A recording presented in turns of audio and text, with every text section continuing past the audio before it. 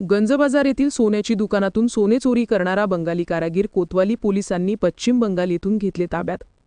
आरोपींकडून 71 gram सोन्याचे दागिने हस्तगत। कोतवाली पोलिसांची धडाकेबाज कारवाई।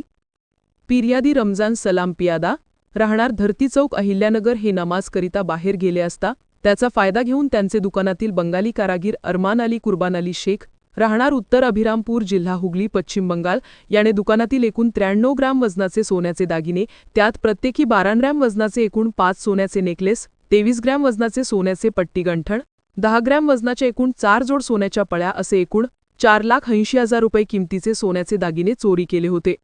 नमूद गुन्ह्याचा तपास पोलीस निरीक्षक प्रताप दराडे यांच्या मार्गदर्शनाखाली सहाय्यक पोलीस निरीक्षक तेजश्री थोरात हे करीत असताना त्यांना गुन्ह्यातील प्रमुख आरोपीची गोपनीय बातमी मिळाली की गुन्ह्यातील संशयित आरोपी अरमान अली शेख याने त्याचे साथीदार नजरुल हुसेन आसिफ खलील शेख यांच्या मदतीने सराफ व्यावसायिक अब्दुल नसीम शेख यास विक्री केल्याबाबतची बातमी मिळाली होती।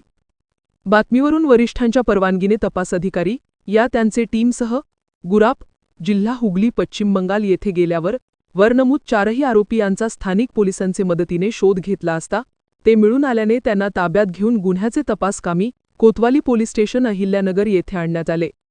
चोरी केलेले एकूण दागिन्यांपैकी एकूण 3,70,000 रुपये किमतीचे सोन्याचे दागिने हस्तगत करण्यात आले। स्टार 1 महाराष्ट्र न्यूजसाठी इरफान पठाण, अहिल्यानगर।